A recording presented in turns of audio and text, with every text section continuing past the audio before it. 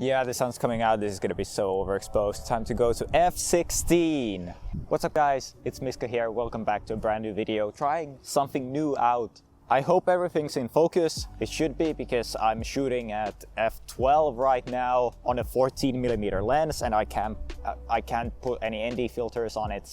But today what we're gonna talk about is this guy right here. This is what we're gonna be talking about today. First of all, let me say that this is a video I've been wanting to make for a pretty long time, and finally I found the time to do it. In one of the videos I made from Camera Rescue this summer, a viewer asked that what is my favorite film camera at the moment and do I use it daily. In that video I told that this is my favorite film camera at the moment. In this video I want to elaborate more on why it's my favorite camera. So this is the Canon EOS 500.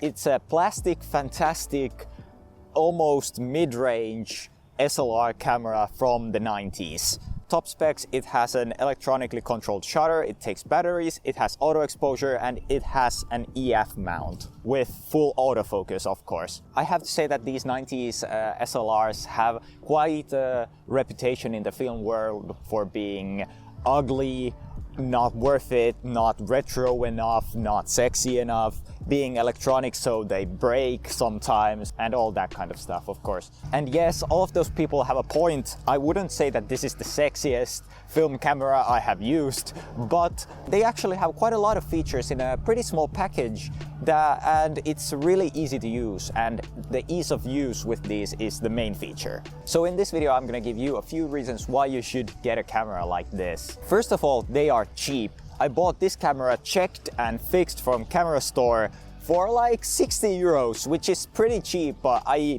bet you can find these on eBay, for example, for much cheaper if you're willing to buy a camera that's not been tested in any way. And I would say that these cameras are perfect for you if you're in the digital world already shooting Canon or Nikon, for example. I'm a Canon shooter in the digital world, so I have a Canon camera because it has an EF mount, so I can put all of my Canon lenses that I have for my digital camera and throw them on this film camera and use them in a whole different way. You can of course go for something that's pretty smart and actually usable, like a 50mm 1.8 that I have on this, which is the perfect walk around lens, I think, because I love a 50mm. You can also get the Canon 40mm f2.8 pancake lens, which is tiny and great if you don't want anything big to carry around. Of course you can go to a whole another direction and put a 24-70 on this. You can also put a 70-200 on this and look absolutely ridiculous with it.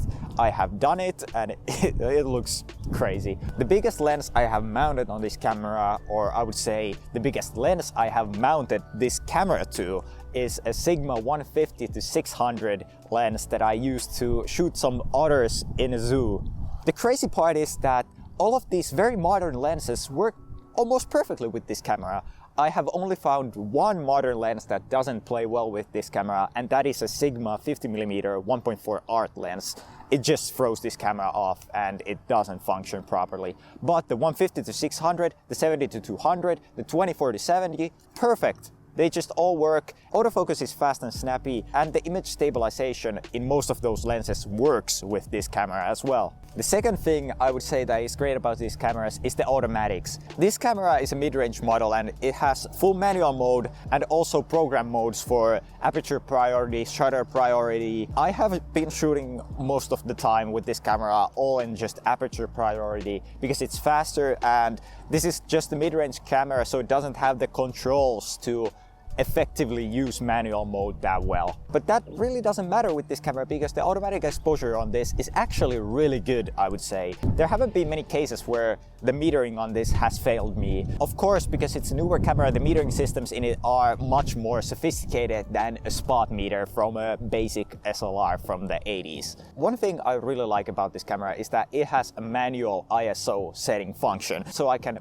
actually manually set the ISO on different film rolls. If I, for example, shoot expired film and I want to overexpose it some amount, or I shoot a roll of film that doesn't have DX coating on it, then this camera will let you set the ISO to whatever you want. Unlike some other more basic cameras that only have DX code reading, and if a film doesn't have DX coding, it will shoot them at like 64 ISO or something. One of the main features of this camera for me is that it's very simple to use. This is a film camera that I can hand to pretty much everyone, my friends, my family, and I don't have to give them a 10-minute lesson on how to operate it. They just point it at something, half press the shutter button to let it autofocus, and then just snap a picture away. And one thing that's actually great about its not so flattering looks as a film camera is that it really doesn't raise any suspicion if you shoot with this in a public place.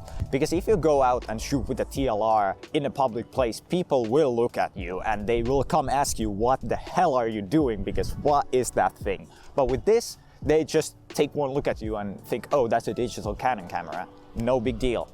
Now, if you take this and compare it to an actual SLR camera, for example, the Pentax AMI Super, or a Nikon FE, or a Nikon FM, or a Canon EOS 1V for that matter, this looks stupid. It's not a real SLR, people would say. That this is not a camera they would have a lineup of lenses for, and they wouldn't use this to shoot portraits or something. I think that mindset is wrong. You shouldn't think of this as a SLR professional camera that you would use the same way as you would use another interchangeable lens camera. I would say that you would have to look at this as a point-and-shoot camera. And that makes a whole lot more sense. Because if you mount a small enough lens on it, it's very easy to carry around, it's very basic to use. Compared to some other cameras, it has usable auto exposure that actually works and usable autofocus that actually works. It also has a pop-up flash, so you don't have to have an external flash with you if you go out and shoot in the dark. So it's basically a point-and-shoot, right? I mean, not many point-and-shoots have a 50mm 1.8 lens or a 40mm f2.8 without you spending like 300 or 400 euros on it. So this setup for like 160 euros, if you don't have the lens already, I think most of people can find a 50mm f1.8 plastic fantastic nifty 50 lens somewhere in their closet. This camera isn't without its problems. Because it's an electronic camera, it has some weird things that can be possibly pretty difficult to diagnose if something goes wrong. For example, when I got this camera, on the first few rolls there was a problem that it was leaving some of the shots completely unexposed, like the frame was just empty, and on some of the frames it was exposing, but then the end of the frame was, or one side of the frame was just dark. There have been a lot of reports that these Canon cameras could have some problems with the shutter,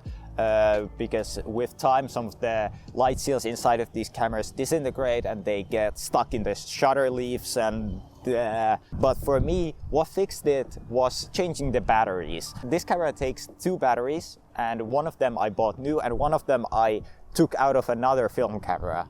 And because that other battery was like half full, 25% or something, this camera couldn't get enough power sometimes and the shutter would just not work. But after changing the batteries, this has been working perfectly for me. Of course you want to see pictures, so here are a few pictures I have taken with this camera.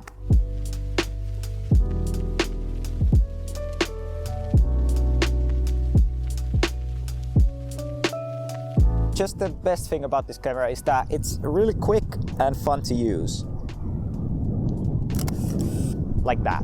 You can get this for yourself. It's a great camera for people who are just getting into film. It's also a camera that I have seen many people buy their children for their first film camera, for example. It's compared to some point-and-shoots that are not so stellar, and if you want an actually good point-and-shoot, you would have to spend a lot more money compared to whatever this will cost you. Now I want to ask you, do you have a plastic fantastic 90s basic SLR camera, and do you like to use it? And if not, I would really recommend you to get one if you want to experiment with something a bit different. I also get that there are people who don't really want to touch these cameras at all, and they much like their 80s mechanical cameras. That's also just completely fine. But I think for a young person like me who's always on the move and wants something that can easily and quickly document everything that they're doing, this is a pretty great option because you don't always want to pay 400 euros for an Olympus MG2. So I guess that's it, and thank you for watching, and I'll see you on the next video. See ya!